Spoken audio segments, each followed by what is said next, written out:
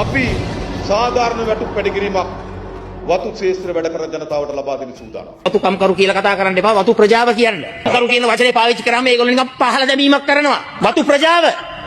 උඩරට මලයාලම් ප්‍රජාව. මලයාලම් ප්‍රජාව. වතුකරේ කම්කරු රැකියාව කරන වතුකම්කරු ජනතාව වතුකම්කරු ශේෂ්ත්‍රයේ ඔබලාගේ වතුකම්කරු ප්‍රජාව වතුකම්කරුවන් හැටියට වතුකම්කරු ප්‍රජාවගේ වතුකම්කරු ජනතාවගේ වතුකම්කරු ජනතාවට කරන්න පුළුවන්. ඒ නිසා වතුකම්කරු ජනතාව පිළිබඳව වතුකම්කරුවන්ට ඔවුන්ගේ සේවයට සරිලන සාධාරණ දෛනික වේතනයක් හිමි විය යුතු යන අප රජ ස්ථාවරය. දැනට ගෙවනු ලබන දෛනික අවම වැටුප වන රුපියල් 1350 2026 ජනවාරි මාස සිට 1550 දක්වා වැඩි කිරීමට යෝජනා කරනවා. තවද රුපියල් 1550ක වැටුපට අමතරව රජය විසින් පැමිණීමේ දිරිදීමනාවක් ලෙස රුපියල් 200ක් ගෙවීමට යෝජනා කරනවා. සමාගමේ 1550ක් දෙනවා, රජයෙන් 200ක් දෙනවා. 1750ක වැටුපක් ලැබෙනවා. මේකට වියදම් කරන්නේ ඒකාබද්ධ අරමුදලේ මුදල් ඒවා නීත්‍යානුකූල වෙන්න ඕනේ.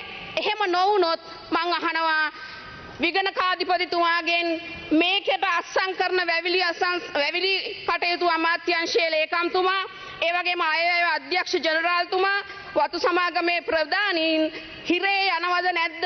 මං අල්ලස් හා දූෂණ කොමිසමෙන් අහනවා මේක අල්ලස කියන වරද මේකෙන් වෙන්නේ නැද්ද?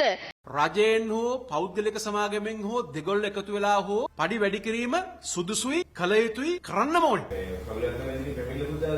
ඉතින් ඒක එතුමියගේ පෞද්ගලික අදහසක් නේ. එතුමිය ඡන්ද දෙන්න ආවෙත් නෑ. එතුමියගේ ඒ අදහස අපේ පක්ෂයේ අදහස නෙවෙයි.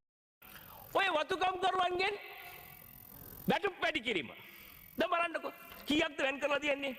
රුපියල් මිලියන 5000ක්. මාර වැඩක් නේ. 160ක් ඔය වතු කාටද අයිති? පුද්ගලික සමාගමට. ලොකු ලොකු ව්‍යාපාරික සමාගමට. ඉතින් මේ මිනිස්සු දෙන රුපියල් 200 වැඩිපුරට අපි මොකටද රුපියල් අපි මේ රටේ ජනතාවගේ බදු සල්ලි දෙන්න අවශ්‍ය නැහැ. අපිට මේ පඩිය වැඩි කරලා දුන්නට ගොඩාක් ස්තුතියි ජනාධිපතිතුමාට. අද පඩි දවසක් අපිට බොහොම සන්තෝෂයි. අපි ළමයින්ට මේ අපි ජනතාවට ඔක්කොටම බොහොම සන්තෝෂයි. මේකට අපි ඔක්කොම ස්තුති කරනවා. බොහොම ස්තුතියි මහත්තයා. ජනාධිපතිට ඔක්කොම ස්තුතියි.